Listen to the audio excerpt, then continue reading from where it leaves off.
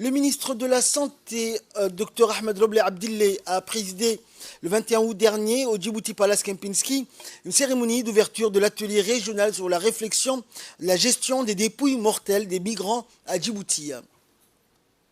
Cette cérémonie a vu la participation du secrétaire général du ministère de l'Intérieur, Siraj Omar Abdelkader, la représentante de l'OIM à Djibouti, Tanja Pacifico, et la représentante de l'OMS à Djibouti, Dr Reinhard van der Wert. Organisé conjointement avec le ministère de la Santé, le ministre de l'Intérieur et le bureau de l'Organisation internationale des migrations, l'OIM à Djibouti, dont l'objectif principal est d'esquisser les pistes d'action à entreprendre qui visent à faciliter la mise en place d'un réseau de parties prenantes qui peuvent travailler en collaboration pour relever les défis liés aux migrants disparus dans la région. Djibouti a toujours été une terre de transit important de nombreux migrants de la région qui, sur la route migratoire, sont exposés à des risques mettant leur vie en danger, notamment les difficultés à trouver de la nourriture et de l'eau, entraînant la déshydratation, les accidents de la voie publique le long des routes migratoires avec les pertes en vie humaine.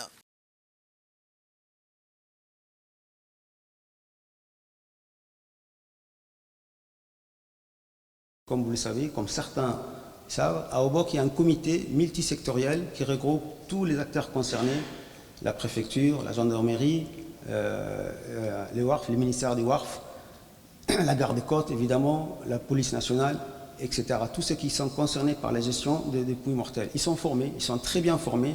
Certains ont même acquis une expertise en la matière, mais il leur manque quelque chose. Il leur manque, si vous voulez, l'institutionnalisation de ce comité. Pas qu'à Obok. Obok, ils ont une longue expérience de 4 ans, mais il faut faire la même chose à Ali Sabié, il faut faire la même chose à Tadjoura, parce que comme on le sait, on se focalise sur Obok, parce que Obok c'est le terminus, c'est là où se passe, c'est là où c'est plus médiatique, parce qu'il y a les naufrages, la mer, etc. Mais comme ça a été dit, sur le corridor à Ali Sabié, à Tadjoura, sur la route de l'unité, il y a des fois des morts. Donc il faudrait peut-être aussi penser à mettre en place ce genre de comité sur le même principe, sur la même méthodologie dans les autres régions, et les doter d'outils maintenant. Il faudrait qu'ils soient outillés. Ils sont formés, très bien formés, comme je l'ai dit, mais il leur manque des outils. C'est aussi les concours qu'on demande à l'OIM, avec tous ceux qui travaillent dans ces domaines, ce qui sera fait par l'État et sera. Et je me réjouis d'ailleurs, je ne l'ai pas dit au début, je devrais le dire, de la présence du ministre de la Santé qui est avec nous. On le remercie véritablement pour sa présence. Ça rehausse le niveau de notre atelier et ça montre aussi l'importance que le ministère de la Santé accorde à cette thématique. Je voudrais souhaiter la bienvenue à tous les autres cadres qui sont ici, qui participent donc à la discussion et à l'analyse de la situation actuelle des gestions de dépouilles mortelles des migrants dans notre pays, afin d'identifier les défis et les contraintes pour déterminer les interventions prioritaires à mener en termes d'identification des migrants décédés, mais aussi des suivis pour leurs familles.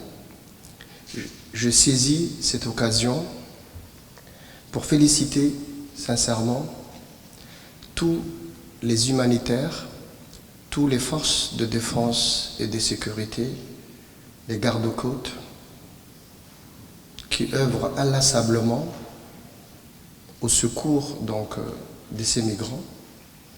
Également remercier la représentante de l'OIM pour avoir pris l'initiative d'organiser conjointement ce présent atelier régional en y associant le ministère de la Santé et le ministère de l'Intérieur.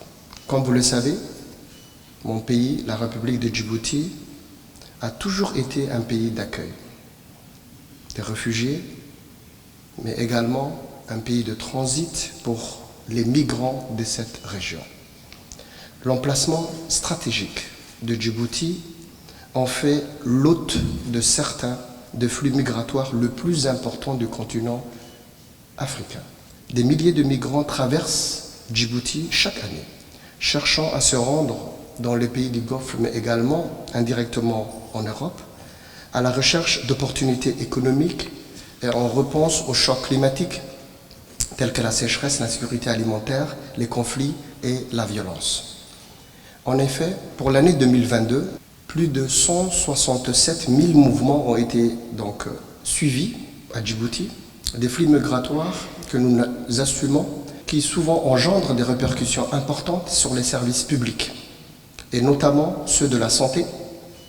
Et en 2022, nous avons noté 75,28% des évacuations sanitaires des régions de l'intérieur vers la capitale ont été au profit de migrants. C'est pour mieux répondre à ces défis migratoires que le gouvernement djiboutien continue de mener des efforts considérables pour améliorer l'offre sanitaire dans notre pays.